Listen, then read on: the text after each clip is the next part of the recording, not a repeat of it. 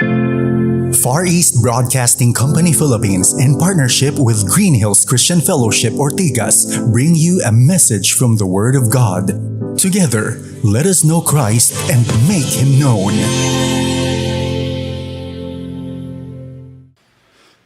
Magandang hapon po sa inyong lahat. Tayo po ay nasa serye pa rin ng Aklat ng Jonah at atin pong sinusundan ang tema ng Our God of Relentless Grace. At ang atin pong mensahe ngayon ay parang pagpapatuloy ng mensahe ng isang linggo. Kaya nga po ang ating title ay Paano Itinutuwid ng Diyos ang isang lingkod na tumalikod sa kanyang tawag. Ito po yung pamagat ng pag-aaral sa umaga, ngunit ang ginamit po ni Pastor BJ ay ang bagyo na dala ng pagsuway ng Diyos. At atin pong natutunan na ang Panginoon ay maaaring gumamit o pakilusin ang kalikasan. No? Kaya po siya ay nagpadala ng bagyo. Ang kanya pong hangarin ay upang ang kanyang lingkod ay magising, mahimasmasan. At sa kanya pong paglalakbay o pagsuway, siya po ay gumising at bumalik sa utos ng Diyos. Kaya po, ang ating title ay Pagtutuwid ng Diyos sa isang lingkod na tumalikod sa kanyang tawag. Ngunit simulan po natin ang ating pag-aaral sa isang maikling panalangin. O Diyos Ama, Ama naming dakila, maraming salamat po at dinala mo kami sa dakong ito upang makapakinig ng inyong mayamang salita. Salitang bumabago ng puso at ng buhay. Nagbibigay ng kalakasan, kagalakan, kapayapaan at pangunawa sa aming lakarin sa buhay. Panginoon, mangusap ka sa bawat isa. At nang makita po namin ang aming sarili sa inyo pong ituturo, sa inyong mensahe sa hapong ito. At lalo't higit, lumalim po ang aming takot, ang aming pananampalataya at pagsamba sa inyong dakilang pangalan. Sa pangalan ni Jesus, Amen. Nais ko pong simulan ang ating pag-aaral sa pamamagitan ng isang tanong. Sino po rito sa inyo ang marunong mag-chess? Parang hindi po yung chess burger, iba po yung chess, yung larong boards, no? Board game. Meron po, pakitaas ang kamay. Merong ilan? Alam nyo, nung ako'y bata-bata sa eskwelahan, ako'y naglalaro din ng chess. Kapag ikaw ay naglalaro ng chess, ikaw daw ay mga kasama sa mga intelektual, matatalino. Kaya tanungin ko kayo uli, sino ang naglalaro ng chess? Ayun, nadagdagan ng 3. Ngayon, siguro naman naunawaan natin kung paano nilalaro ang chess. Ano po? Kaya tignan nyo po ang isang litrato na kung saan o isang scene na kung saan kayo po ay naglalaro ng chess. Ang inyong kalaban ay medyo mahusay. Ang kanyang moves, para kang kino-corner, dinadala ka sa isang sulok upang ikaw ay imate. Checkmate ang tawag sa Ingles. Ngunit nakakita ka ng paraan para umiwas. Kaya meron kang strategy na iwasan mo. Mukhang naiwasan mo ang kanyang atake. Ngunit sa isang iglap, sa isang pagkilos ng kanyang queen, sabihin na natin, biglang nakita mo na lahat pala nung parang akala mo'y libre at meron pang pinakain sa'yo, lahat para yo'y patibong. At ikaw ay nasa kote. Ikaw ay nasa corner at ikaw ay namate. Checkmate po ang tawag doon. Sapagkat yung iyong kalaban pala ay isang grandmaster. Yun ay napakahusay sa chess. Sa atin pong kwento ngayong araw na ito, si Jonah, akala niya yung kanyang mga pagkilos ay ayos na. Siya ay nakakatakas, parang malaya. Sumakay pa sa isang krus. Naiwasan niya ang panawagan ng Diyos. Ngunit ang Panginoong Diyos, na siya naman ang Grand Master ng buong mundo at ng lahat ng nilalang, ay naglunsad ng isang pagtugis, sabihin na natin. Parang tugis ng kriminal ang dating, ano? Sa isang paghabol sa isang lingkod na umiiwas o tumalikod sa kanyang panawagan. Bilang panimula, Alam niyo po, kapag ang isang lingkod ng Diyos ay lumilihis ng landas at sumusuway, tiyak na hahabulin ka ng Panginoon at ikaw ay kanyang itutuwid. Hindi kanya pababayaan sa sarili mong mga style at strategy ng pag-iwas. Kanyang isasaayos ang mga pagkakataon, ang mga pangyayari. Kaya niyang pakilusin ang kalikasan at maging ang mga sirkumstansya ng iyong buhay upang tayo po ay ibalik niya sa landasin na kanya pong hinanda para sa atin. Tignan po natin, panandalian, balikan natin kasi ang ating pag-aaral ngayon ay mula sa talata 7 hanggang 10. 4 na verses po yan. Pero tignan muna natin yung background ng kaunti kasi baka yung iba po sa atin ay hindi po, wala po rito. No? Tignan natin yung nangyari bago po sa verse 7 to 10. Alam po natin na sa verse 1 pa lang, sa unang talata pa lamang, meron pong utos ang Diyos. At ang utos niya kay Jonah ay siya ay pumunta saan? Sa Nineveh. Pumunta ng Nineveh upang mangaral laban sa Nineveh. Sapagkat ang kanilang kasamaan, tinuro po sa atin ni Pastor BJ last week, sobrang napakasama ng bayan na yon. Siya po ay dapat mangaral laban sa kanila na pagdating ng panahon sila ay gugunawin. Pero ang magaling na si Jonah, may ibang plano. Sa halip na siya ay tumungo sa Nineveh na 500 miles yata, no? Ayon dun sa mapa na pinakita ni Pastor BJ kahapon, last week. 500 miles north, pero siya ay pupunta saan? Sa Tarshish, sa bandang kanluran, west. At yan ay halos 2,500 miles ang layo.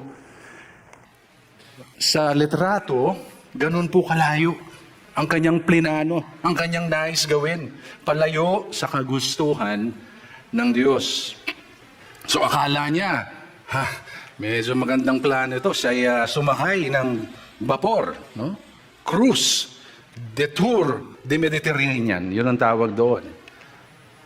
Siguro, sa mga sandaling iyon, ine-enjoy niya yung kalangitan, yung malamig na simoy ng hangin, umiinom ng kape, o kaya naman kung anumang drinks yun. Sapagkat sabi niya, ayos na ito, malaya, walang nakakaalam na ako isang propeta. Ngunit biglang-bigla, sa isang iglap, biglang may dumating o nagpadala ang Diyos ng ng unos. Ng hangin na siyang nagdala ng malakas na unos, ang kanya pong magandang biyahe ay naging bangungot. Natapos para siyang nahulog, nahimasmasan. Ang kanya pong tour de disobedience became a nightmare. At lahat po na nakasakay sa barkong iyon ay nadamay. Natutunan nga po natin last week, Pag tayo po yung nagkakasala, hindi lamang po tayo ang naapektuhan. Marami pong naapektuhan. Kaya't ang kapitan ng barko, sinabihan ng bawat isa, bawat isa sa atin, halika kayo, mag-meeting tayo, mag-prayer meeting. Tumawag kayo sa kanya-kanya ng Diyos. Naalala ko, sabi ni Pastor BJ, Diyos ng Dagon nga ba yun? Ang Diyos ng karagatan. No? Tumawag kayo, iba't iba mga pagano po ito. Baka sakaling yung Diyos na inyong tatawagan, makita ang inyong ating sitwasyon at tayo ay iligtas. Subalit, may nakita po siyang, binilang niya, parang kulang sa manifesto. Meron pong isa, ang nawawala. Yung ating kaibigan na si Jonah, nandun po sa pinakamababang deck ng barko. Ano pong ginagawa niya doon? Parang yung ilan sa inyo ngayon. Huwag niyo naman akong tulugan. Natutulog ang ating kaibigan na si Jonah. Wala po doon sa prayer meeting na inorganisa ng isang kapitan. Kaya po siya ay sinabihan. Siya ay nirebuke. Siya ay hinamon. Sinabi, anong ginagawa mo dyan? Patulog-tulog ka. Magdasal ka sa Diyos. At baka sakaling tayo ay mailigtas. Alam niyo, ganun ang isang, parang tayo pong mananampalataya. No? Kapag tayo ay tumatakas sa kagustuhan ng Diyos, tinatamad tayong mag-pray, hindi tayo nagbabasa ng Biblia, ayaw nating umaten sa mga fellowship, kasi meron tayong tinatakasan, maring Hindi po utang, itinatakasan din ang utang. Ang utos ng Diyos. Ano po? Ngunit ang Panginoon ay hindi po tumigil. Kaya si Jonah, nang makita niya may bagyo, itong kapitan, pinipilit siya ng ano, parang sabi niya siguro, parang may kamay ang Diyos dito ah. Pero tignan natin ang kwento mula sa verse 7 hanggang verse 10. Binasa na po natin yung verse kaya hindi ko na uulitin. Ano po? Pero bibigyan natin ng isang salita ang bawat talata. Verse 7, verse 8, verse 9, at verse 10. Kaya buksan niyo po ang inyong Biblia. No, manatili kayo dyan sa Jonah chapter 1 upang masundan po natin ang ating pag-aaral. Sa verse 7, ang sinabi po doon, sila ay nagpalabunutan. No? Palabunutan, they cast lots. At yung lot na yon napunta kay Jonah. Hinanap nila, sino kayo may kasalanan nitong bagyong ito na napakatindi. Yung bagyo na yon, mga tripulante ito Sanay sila sa bagyo. They have never seen a calamity like this before. Sabi nila, iba ito Sino kaya ang may kasalanan nito? Nag-pray na silang lahat-lahat, pero tuloy-tuloy pa rin ang bagyo. Pero yung tripulante, yung kapitan, sabi niya, mag-cast lots tayo. Magpalabunutan. At ito'y napunta kay Jonah. Verse 7 po, palabunutan. Verse 8, ano nangyari? Binasa natin kanina. Nung napunta kay Jonah, ano pong nangyari sa verse 8? Ang sabi doon, kanilang nagharapan. No? May paghaharap. Si Jonah, hinarap siya ng mga tripulante kasama ang kapitan. Yung sa verse 9, anong nangyari? Doon naman yung pag-amin.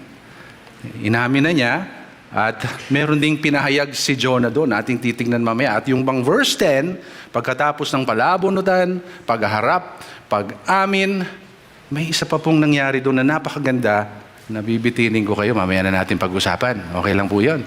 Kaya huwag kayo matutulog mamimiss nyo yung huli. At kung sakaling swertein, wawalo ang swerte. Magpapalabunutan tayo. Biro lang po. Pero titignan natin yan mamaya. So, unahin po natin ang verse 7 at 8. May dalawang bahagi po ang ating pag-aaral ngayon. Ang dalawang bahagi ay hinati lang po natin sa verse 7 and 8. Isang punto po yan, isang kaisipan, isang katotohanan. At verse 9 and 10. Sa verse 7 and 8, ito po ang ating matututunan. Ang spiritual truth.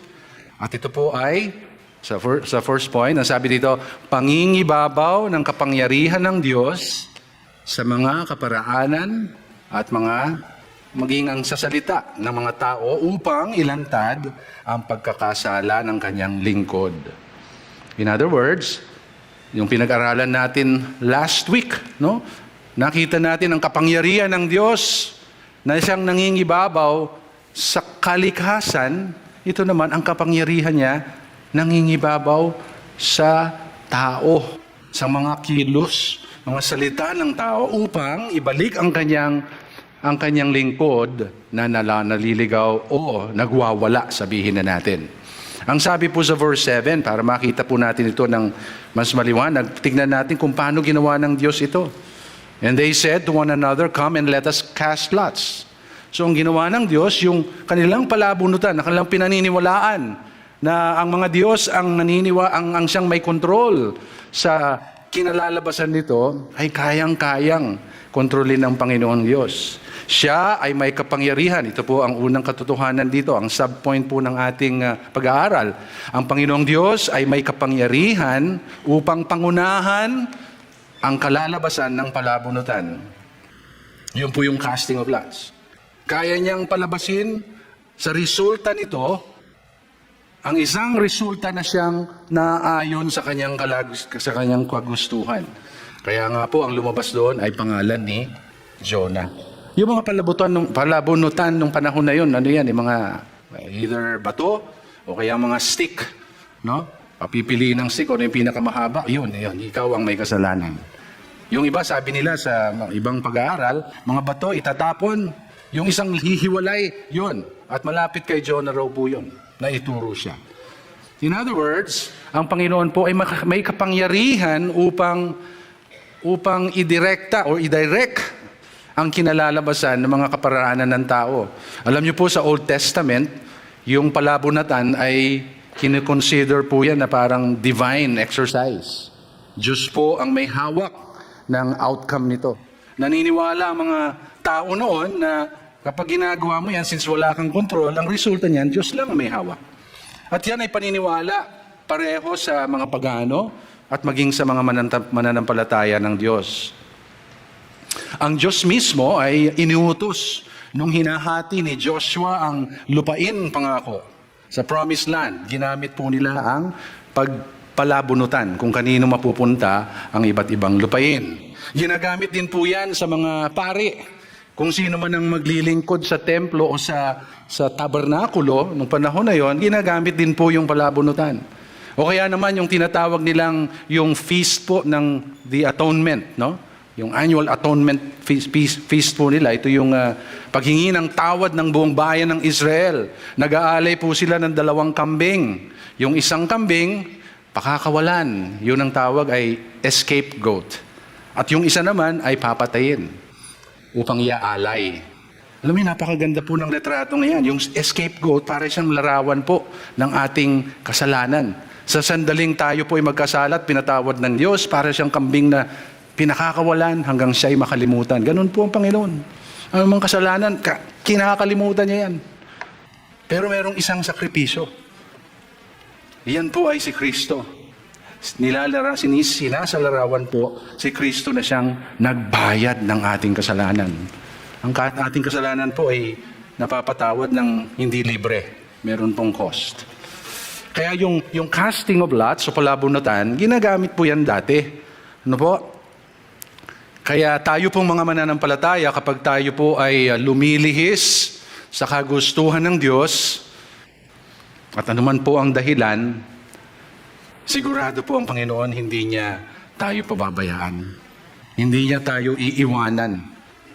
At siguruhin po natin na tayo po ay alam natin na alam ng Diyos sa mga nangyayari. Tayo man ay tumakbo, hindi tayo makakapagtago.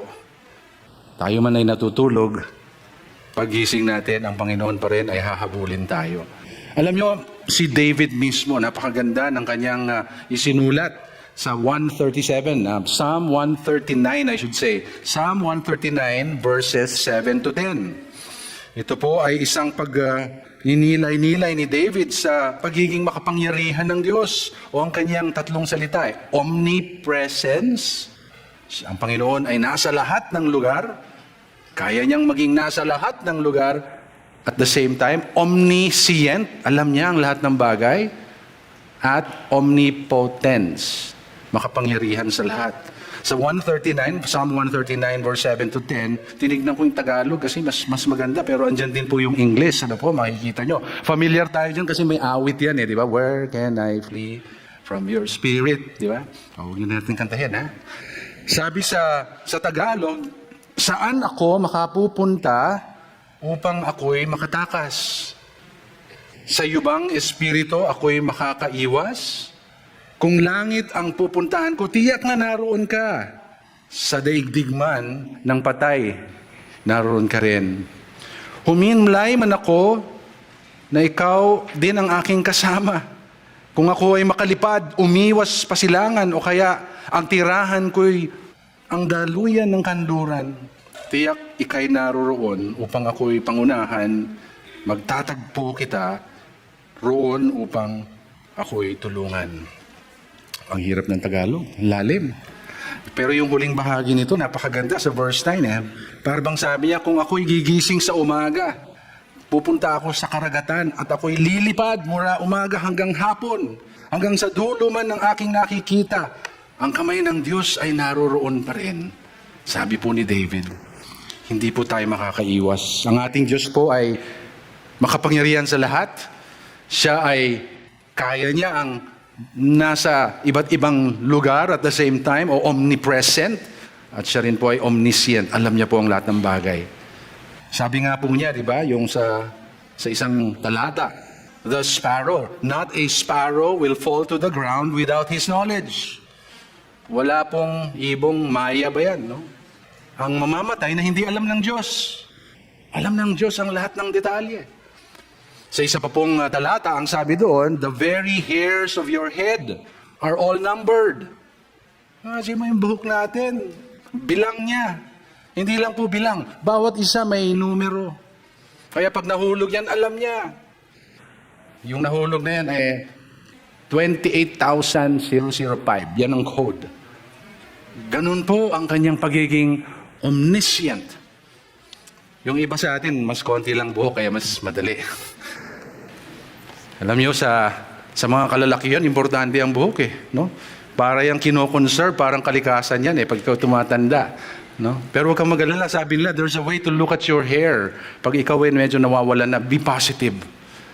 Sabi niya, huwag mong isipin na you're losing hair. Isipin mo, you're gaining face. Malaki lang yung mukha, no? Biro lang po. Pero ang Panginoon po, alam niya ang lahat. Kaya si Jonah, medyo hindi masyadong cool yung kanyang ginawa. No? Akala niya siya'y makakawala sa presensya ng Diyos. But kahit po siya'y tumakbo at magtago, ang Panginoon kaya niyang pakilusin ang kalikasan, pakilusin ang lahat ng mga makinarya ng tao, natural man o man-made, lahat ng sirkumstansya upang si Jonah po ay walang ibang pupuntahan kundi ang plano ng Diyos kung dapat nasaan siya.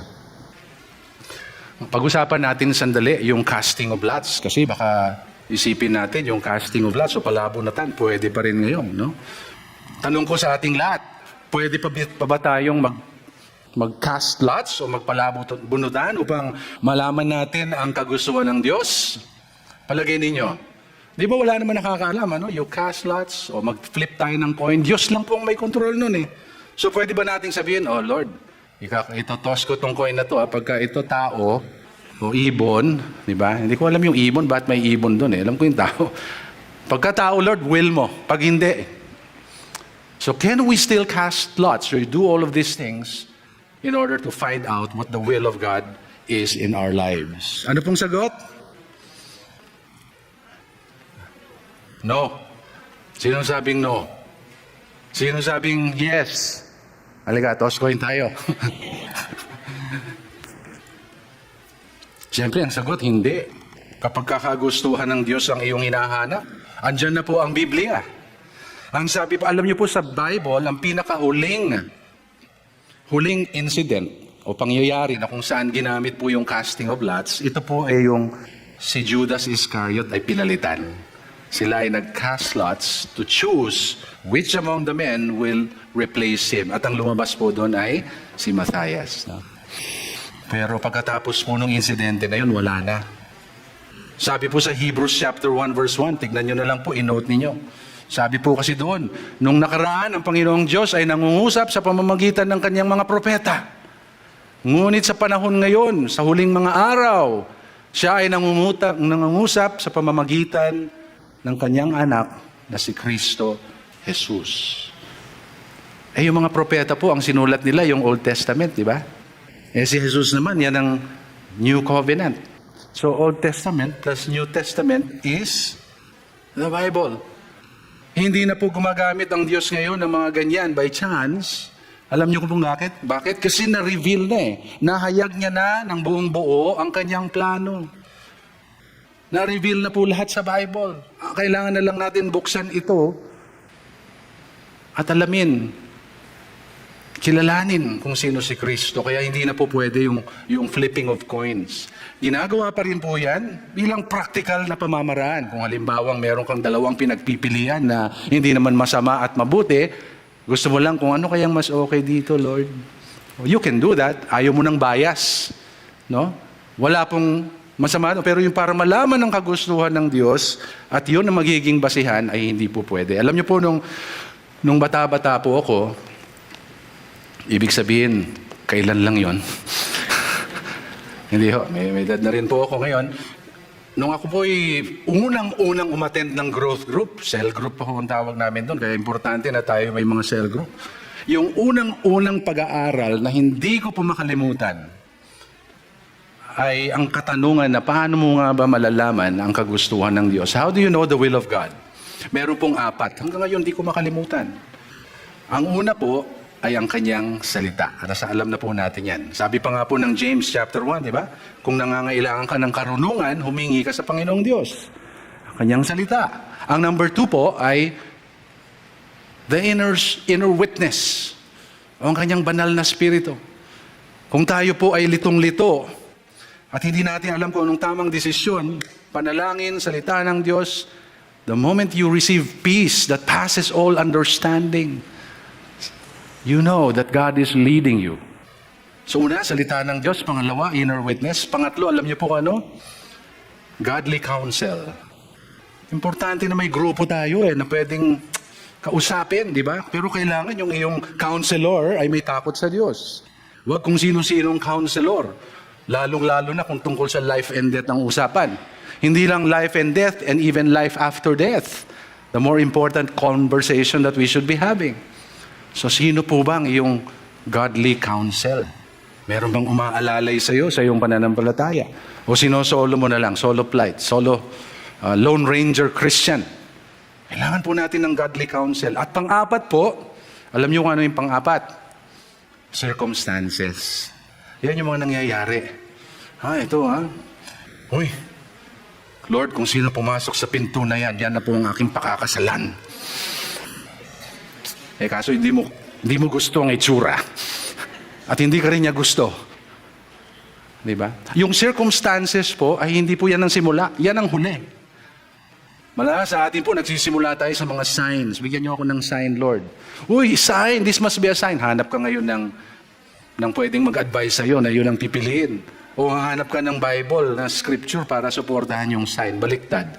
Kung baliktad po yung process, baliktad din po ang resulta. Ang salita po ng Diyos ay napakahalaga. Ngunit hindi po lahat ay nakakaunawa ng salita ng Diyos. Kung wala po tayong relasyon kay Kristo, para itong mga kaalaman lamang dito at isa lang siya mga technique o mga how to do this, how to do that. Ang sabi po ng Psalm 119 verse 105, Your word is a lamp to my feet and a light to my path. Siya ay lampara sa aking paa, yung aking kinatatayuan ngayon, at liwanag din siya sa aking pupuntahan. Kaya ang Kristiyano hindi lito, dapat hindi lito sa buhay. Maliwanag ang kanyang panawagan, maliwanag ang kanyang pinupuntahan, ginagawa sa kanyang buhay. Sa 2 Corinthians chapter 1 verse 20, yung salita ng Diyos, gaya ng sinabi ko, yan, nakakalito talaga yan pag ikaw ay medyo wala sa Panginoon. At hindi lang yun, kung ikaw ay medyo hindi nasanay na kumain ng salita ng Diyos, nakakalito yan. Pero sabi po ng 2 Corinthians 1:20, For all the promises of God find their yes in Christ. That's Him, in Christ. That is why it is through Him that we utter our amen to God. It is through Christ, that's why we say amen. Amen means so be it. Lord, yan ang sinabi mo, yan ang matutupad. Alam niyo po yung definition ng faith na gustong-gusto ko? Ano po bang definition ng faith? Taking God at His word. Yun sinabi ni Lord. Mangyayari yan, totoo yan. Madelay man, it's not my timing, it is His timing. Balik po tayo kay Jonah. Ano po? God in His sovereign power, kaya niyo pong i-direct ang outcome ng casting of lots o palabunutan. Kaya niyang i-arrange ang mga circumstances so that it will align to His will. Verse 8 na po tayo. Bilis natin, Verse 7, verse 8. May kapangyarihan ng Diyos na pangunahan, hindi lamang po yung mga circumstances o yung mga the ways of man, pati po yung pagharap, yung konfrontasyon na ginawa po ng kapitan at ni Jonah, ng mga tripulante at ng suwail na lingkod ng Panginoon. Upang ang kanyang lingkod po ay wala ng ibang choice, kundi ang lumantad at aminin ang kanyang pagsuway. Ang tanong po sa kanya, di ba? Tell us, sa verse 8, Then they said to him, Tell us on whose account this evil has come upon us. What is your occupation? And where do you come from? What is your country and of what people are you? Habang binabasa ko po ito, parang nakikinig ako sa congressional hearing, Parang ini-interrogate siya, Sino ka ba? Anong trabaho mo? Saan ka nang galing? Ang bayan ka ba nang galing? At anong klaseng lahi ikaw o kayo?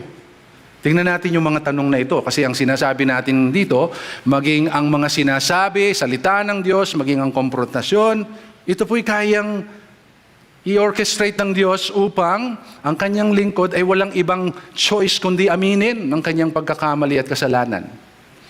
Tell us on whose account this evil has come. Ba, pinag-uusapan nila dito, evil. Parang meron po silang awareness ng good and bad. Evil is something that is against God. At yung pangalawa, pangatlo at pang-apat na tanong, parang merong tema na pare-pareho. What is your occupation? Anong trabaho mo? Pwede rin nating sabihin, ano ang ginagawa mo rito? Ikaw ba'y ahente ng kabaong o ahente ng gamot? No? Kasi lahat kami dinamay mo eh. No? So ano bang trabaho mo? Saan ka nang galing? In other words, they were asking questions that relate to one's character and his calling, his being and doing. Medyo mahirap kasi Tagalog nun eh, kaya, no? Iyon ang mga tanong sa kanya, sino ka ba? Saan ka nang galing? Yung mga tanong na yan cuts through the character and calling of a person. Siguro si Jonah kinakabahan na, ang daming tanong eh. Hindi niya pa nasasagot, ang daming mga tanong sa kanya. Ano? So, ang kanyang puso talagang matindi siguro ang pagtibok. Hindi na siya pwedeng magtago. Pero meron pa rin siyang choice. Pwede pa rin siya mag-deny at magsinungaling. Kasi po yung palabunutan, yun, ang dahilan nun para i-expose si Jonah. Ito naman pong mga tanong na ito, para talagang aminin na niya ang kanyang pagkakamali. Para bang ang Panginoong Diyos, naalala niyo ang Panginoong Diyos sa iba't ibang sitwasyon sa Old Testament, no? Pagka nagkakasala ang kanyang lingkod, sinasabi niya ba, makasalanan ka? Hindi eh. Magtatanong muna siya. Nang unang magkasala, ang unang mag-asawa, si Adan at Eva. Ano po ang ginawa ng Diyos? Anong unang sinabi niya? Where are you? Tanong. Sino nagsabi sa inyo na kayo'y hubot-hubad? Who told you that you were naked? Nung si Cain, pinatay niya ang kanyang kapatid. Ganon din ang Panginoong Diyos. Ang sabi niya, where is your brother? What have you done? Si Job po, nung nagsimulang magreklamo sa kanyang mga dinaraanan, kasama ng kanyang mga kaibigan na mga angkukulit. Ang sabi ng Diyos, where were you when I laid the foundations of the world? Alam niyo, ang Panginoon po, sa pamamagitan ng pagtatanong, ito'y pagkakataon po sa isang lingkod niya sa kanyang isang anak upang aminin.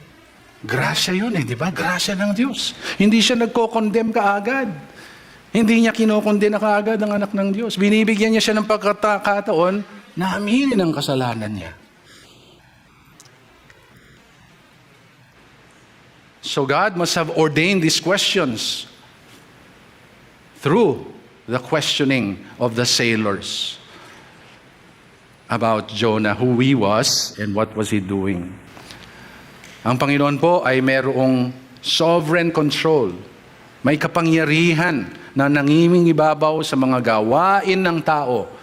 Last week, gawain ng kalikasan, gawain ng tao, maging ang mga salita niya, upang ang lahat na ito ay luminya sa kagustuhan ng Diyos.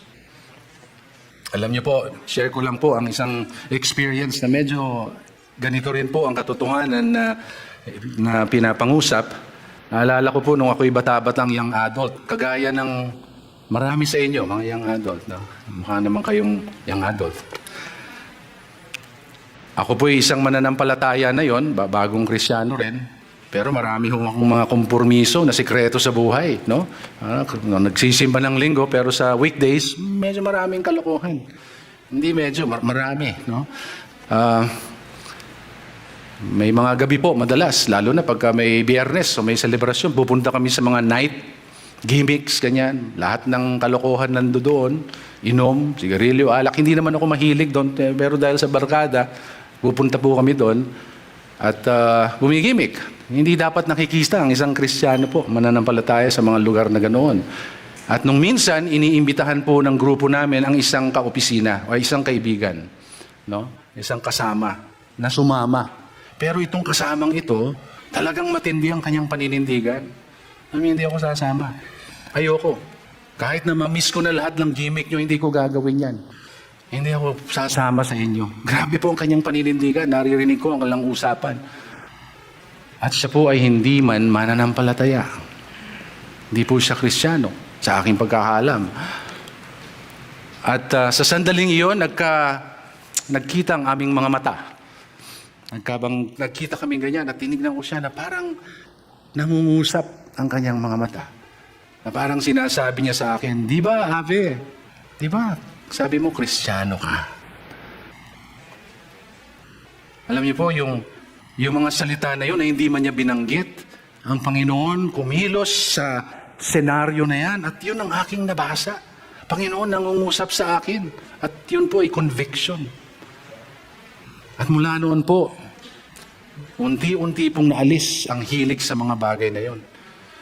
Nung ako po'y nag-grow bilang isang Kristiyano, natutunan ko na, alam niyo, mga bagay na yun, hindi po karapat-dapat sa isang anak ng Diyos. Sapagkat ang pagkukompormiso ng atin pong buhay, pag ito po'y paulit-ulit, nagiging lifestyle. Hanggang sa hindi na natin kayang kontrolin. At ang tawag po sa mga bagay na yan ay enslavement. At pag hindi ho natin makontrol, yan na po ang ating master. Nagiging master. Rebellion against God. Yan sabi ng Diyos, di ba? Wala kang ibang master kundi ang Diyos Ama. So I was convicted. Kaya po, ang isang anak ng Diyos na lumilihis ng landas, kung ito man po ay sinasadya o dahil sa nagtatampo sa Diyos, kagaya ni Jonah, God can ordain the circumstances to get us out of that situation. Beginning with an admission o pag-amin na tayo po ay mali. So that, para po, tayo ay mailagay ng Diyos sa tamang landasin. Yan po, sa kaso ni Jonah, upang aminin niya po ang kanyang kasalanan. Yan po yung verse 7 and 8. Puntahan natin yung verse 9 and 10. Yung pangalawang punto. Ang sinasabi po ang punto po natin dito, ang pangingibabaw ng kapangyarihan ng Diyos sa pag-amin ng isang lingkod sa kasalanan na kayang gawin ng Panginoon na bilang isang patuturin sa kanyang mayamang biyaya para sa mga taong ligaw ang landas. In other words, ang isang lingkod po na nagkasala at tumalikod sa kanyang kasalanan, kahit na po ito ay kanyang kahinaan, ang Panginoon ginagamit niya itong sitwasyon na ito upang ipakita ang kanyang lubos-lubos na grasya, habag, lalong-lalo na sa mga taong ligaw. Ang walang hanggang kapangyarihan ng Diyos ay kumikilos, hindi lamang sa palabunutan, hindi lamang sa komprontasyon, maging sa pag-amin ng isang lingkod ng Diyos, ng isang mananampalataya. Ang kanyang kahinaan, ang kanyang di pagsunod, gagamitin ng Diyos yan upang ipadama, ipakita ang kanyang mayamang awa. Kaya po, yung sa verse 9, di ba? Si Jonah, wala na magawa. He had to confess who he was. I am a Hebrew and I fear the Lord, the God of heaven, who made the sea and the dry land. Imagine po natin, wala nang choice si Jonah. Naipit na siya. Booking na. Kaya wala siyang ibang gagawin kundi aminin. Subalit ang kanya pong confession ay parang contradiction din di ba? Paano mo sasabihin na ikaw ay sumasamba sa Diyos ng kalangitan, ng kalawakan, ng langit, lupa, dagat, samantalang ikaw naman ay tumatakas sa kalooban ng iyong Diyos? Gayunpaman, alam niyo po, ang kabutihan ng Diyos, ginamit ang pangungusap ni Jonah. Ginamit po ito kahit na ito ay isang kontradiksyon bilang isang magandang halimbawa para sa ating lahat.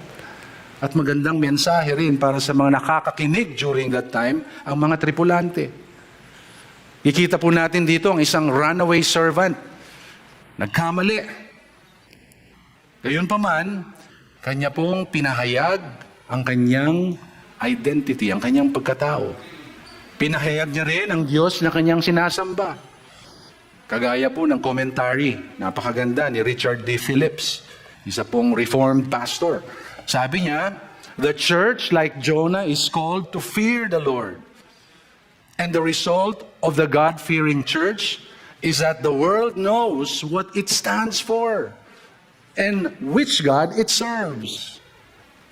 Si Jonah po'y nagkasala, nagkamali, ngunit sa punto po ng pagsisisi, may kalakasang loob siya na sabihin, ako ay isang mananampalataya na may takot sa Diyos ng kalangitan, karagatan at ng lupain.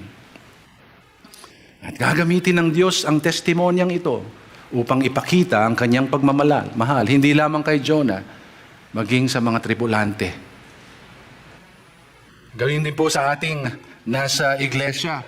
Ito po'y hamon sa atin sapagkat pag tayo po'y naninindigan sa ating pananampalataya, maaari po tayong alipustahin. Maaari tayong kainisan ng ating mga kapwa. O kaya i-cancel out. Pag tayo po'y naninindigan sa mga issues at pinipili natin kung ano ang tamang paninindigan.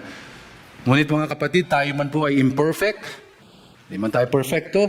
Dapat hindi po ito maging dahilan na hindi po tayo tumayo sa ating pananampalataya at dapat maging maliwanag po kung ano po sino po ang ating Diyos na sinasamba. Siguro si Jonah nung mga panahon na yun, kahit siya'y umamin na, para rin siyang nangungumpisal sa kanyang sarili. Parang sinasabi niya, ako ba'y Hebrew talaga? I'm a Hebrew. Hebrew? I fear the God of heaven, the sea and dry land. Oo, talaga ba? Kasi po yung Hebreo, yung Hebrew, ay descendant po yan ni Abraham, di ba? Nakilala po sa kanyang pananampalataya, devotion, at takot sa Diyos ni Abraham, Isaac, at ni Jacob.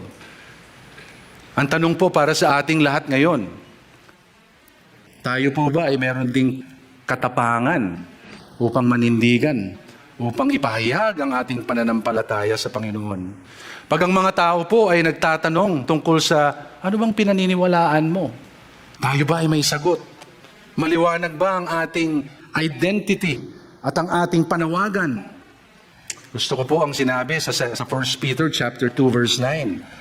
Ang sabi po doon, but you are a chosen race, a royal priesthood, a holy nation, a people for His own possession, that you may proclaim the excellencies of Him who called you out of darkness into His marvelous light. Napakaganda po ng pahayag na ito. Isa-isahin natin, unahin natin yung chosen people or chosen race. Ibig sabihin po, tayo po'y mananampalataya, hindi dahil pinili natin ang Diyos. Ang Diyos po ang pumili sa atin. Binuksan niya ang mga mata ng ating puso upang maunawaan natin ang Ebanghelyo at tumugon sa kanyang panawagan. Yan po, siya ang pumili. Kaya tayo po noon, siguro, nung hindi pa tayo mananampalataya, pag binabasa natin ang Biblia, ang labo di ba? Ano ba naman ito? Ang labo nito. Unless the Lord opens the eyes of your heart, then you will see the treasure in jars of clay. The Word of God, Jesus Christ Himself. Tapos royal priesthood, pare. Nung panahon po na yon, yung tabernakulo, na kung saan ang presensya ng Diyos ay naroon po sa Holy of Holies, wala akong ibang nakakapasok doon kundi ang pare. Pare lang po. Pero alam niyo po ba na dahil po kay Kristo na siyang the great high priest, na sinakripisyo ang kanyang sarili, tayo po ngayon ay maaari nang pumasok sa presensya ng Diyos. Hindi na natin kailangan ng pare. Tayo po ay royal priesthood, a holy nation. Ibig sabihin tayo po ay itinalaga sa isang gawain. At ano po ba yan? Ang sabi rito, to proclaim the excellencies of Him who called you out of darkness into His marvelous light. Kaya tayo dapat excelente sa lahat ng ginagawa. Bakit? Sinasalamin natin ang kabutihan at kapangyarihan ng Diyos. Ngunit kapatid, kaibigan, hindi ka man ikaw ang pinaka nasa taas ng iyong organisasyon, it doesn't matter. For as long as you're doing everything to please God alone, no one else. Ang kailangan po ng Diyos ay hindi po yung success. Ang kailangan niya, faithfulness. Pagiging tapat sa ating ginagawa. Kaya kapatid o kaibigan, kung hindi ka pa sigurado na ikaw ay kasama na sa pamilya ng Diyos, ang sabi po ng salita niya, ikaw ay namumuhay pa rin sa kadiliman. Oo, mukhang okay naman ang buhay mo. Wala kang sakit, marami kang property. No? Marami kang ayos naman. Mukhang okay naman lahat. Pero kapatid, darating ang araw na lahat tayo haharap sa tunay na Diyos, ang nag-iisang tunay na Diyos. Naniniwala man tayo, hindi sa Kanya, tayo haharap sa Kanya. At magbibigay ng pagsusulit ng ating buhay. Kung tayo naniniwala na dahil lang sa kabutihan, pwede tayong pumasok sa langit, medyo malabo yan. Kasi ang requirement ng Diyos ay holiness, perfection. Walang kasalanan. Ang problema, pinanganak tayo, makasalanan na di ba? Sabi ni David, in my mother's womb, I was already a sinner. Tayo po ay sinner, hindi dahil sa nagkakasala tayo. Tayo po ay sinner, kaya tayo nagkakasala. So, sino makakapasok sa langit o sa harian ng Diyos? Wala. Kailangan tayong maipanganak muli na malinis. And that only happens through Jesus Christ, who already paid for the penalty of our sins so that we may be born again in spirit, born from above. Sabi po sa 2 Corinthians 5:17, therefore, if anyone is in Christ, he is a new creation. Pinanganak muli, bagong creation. The old has passed away, behold, the new has come. Magkakasala pa rin, sasablay pa rin, kasi hanggat hindi bumabalik si Kristo at dadamitan tayo ng glorious body, hanggat hindi yan nangyayari, tayo sasablay pa rin. Pero yung atin pong consciousness sa kasalanan, matindi na. Dati gusto natin ginagawa yun, hindi tayo nakukonsensya. Ngayon, pag may mali ka, para bang nababagabag po tayo ng ating konsensya. Kaya kapatid, kung hindi ka po sigurado na ikaw ay anak ng Diyos, sapagkat hindi po lahat ng tao ay anak ng Diyos. Ang anak ng Diyos ay siya na naniniwala, tinatanggap si Kristo bilang Diyos at tagapagligtas, tagapagtubos ng kanyang mga kasalanan at namumuhay sa kanyang katuruan. Tayo pong lahat, sinasabi natin tayo ay believers. But do we follow Him? Kaya mas maganda sigurong tawag sa atin, hindi believers, yung followers. Mas maganda yun, di ba? Pareho lang naman sila. Pero when you are a believer, we should be followers. How do we follow if we don't know Him? We don't know who we are following. We don't know His Word. Hindi natin alam ang Kanyang salita. Anong susundin natin? We will just listen to just anyone that comes along. Oh, that sounds very inspiring. Susundin ko yan. But please do not listen to what I'm saying. Don't even believe what I say. Look at the Scripture. Yung Bible lang po ang ating pangahawakan. Nandito na po tayo sa verse 10. So yung verse 9, ang pinag-usapan doon, yung kumpisal, pagko-confess ni Jonah, na parang kumpisal na rin sa kanyang sarili, siya po'y nabuhusan ng malamig na tubig upang aminin ang kanyang kasalanan.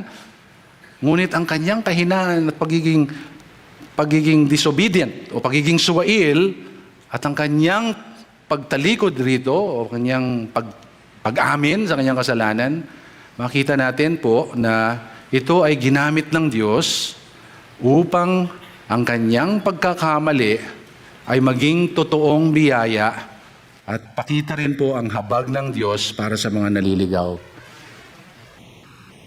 Ang sabi po noon, yung siyempre nung kinonfront po siya ng mga tribulante, di ba? Ang sabi, what have you done? Ang sabi po doon, these men were exceedingly afraid. And what is this that you have done? Napakalaking kasalanan ang iyong ginawa. Alam niyo po, ito'y nangungusap na parang sinasabi nila, sabi mo natatakot ka sa Diyos na si Yahweh.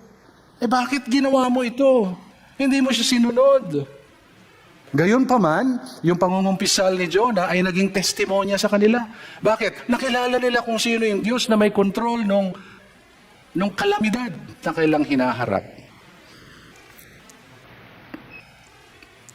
Sa ibang salin po, yung salitang exceedingly afraid, ang ginamit po sa ibang salin, feared with great fear.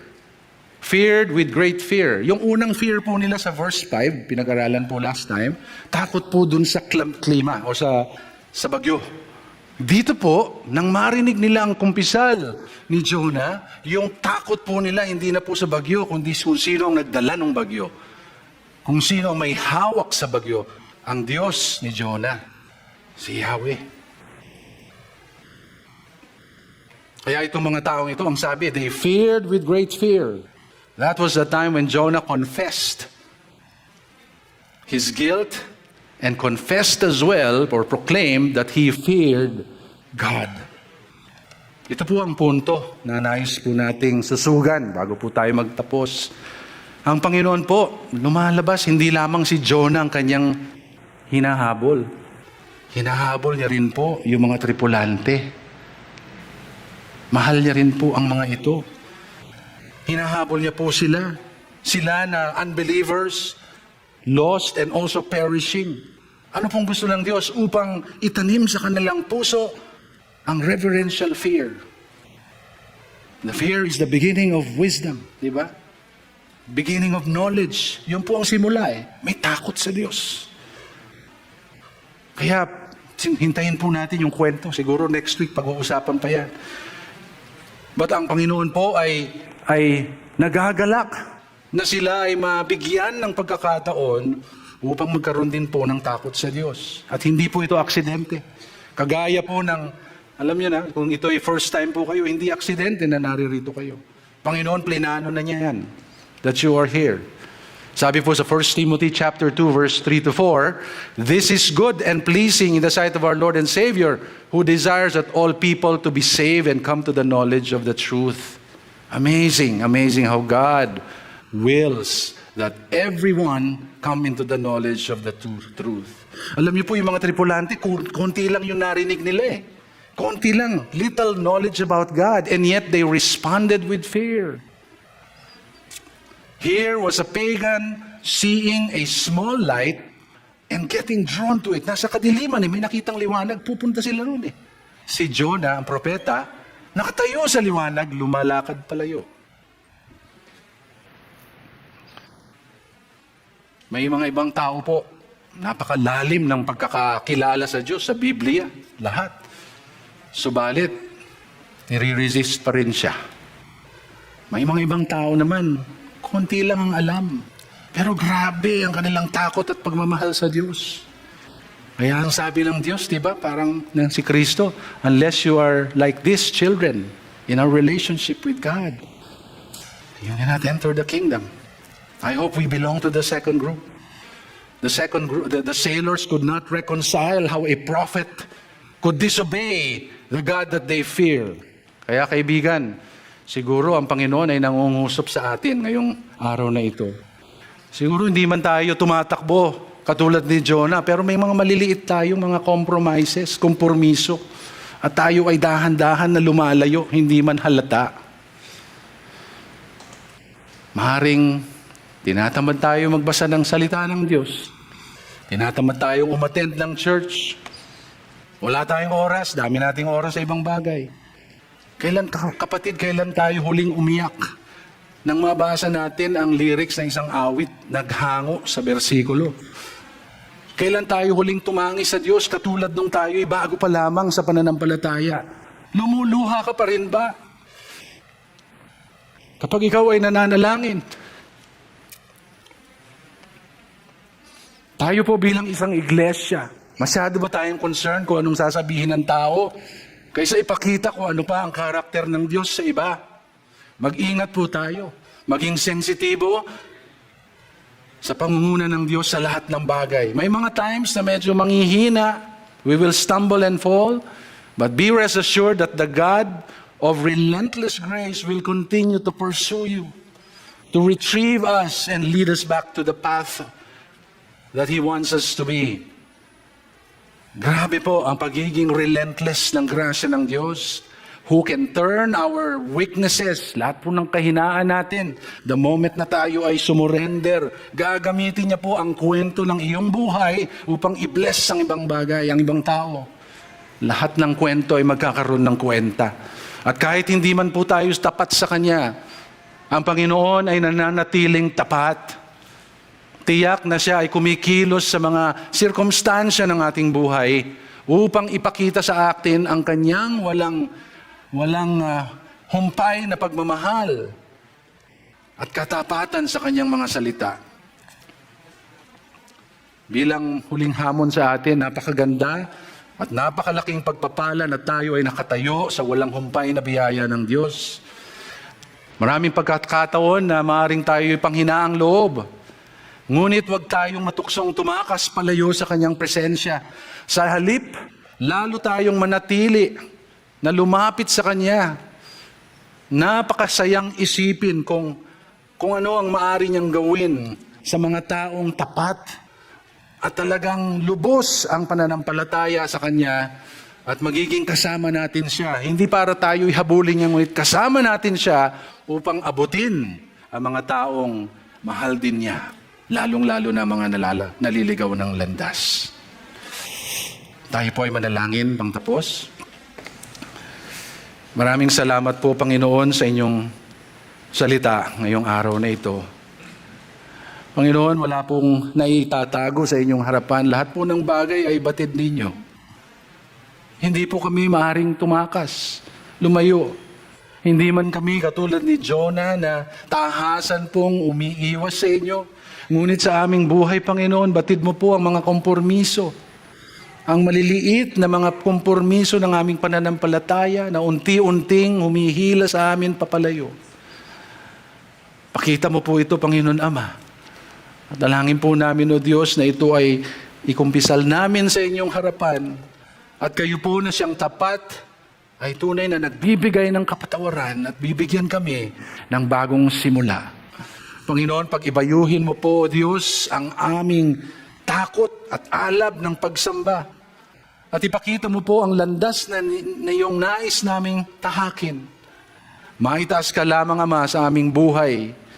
Salamat po, O Diyos. Salamat po sa walang humpay at dakilang awa. Sa pangalan ni Jesus, Amen at Amen. Tayo po'y tumayo sa ating benediction. Sumayin niyo ang pagpapala at pagmamahal at ang dakilang biyaya ng Panginoon. Humayo tayo ng iba yung lakas, hindi lamang pisikal, kundi pang espiritual, at harapin natin ang mundo ng may pag-asa, pagtitiwala sa Diyos, at pagmamahal sa Kanya. Sa pangalan ni Jesus, ang lahat ay magsabi ng Amen. Amen. God bless you all. You've just heard a message from the Word with Green Hills Christian Fellowship Ortigas in partnership with Far East Broadcasting Company Philippines. We hope you can join us next week. God bless you.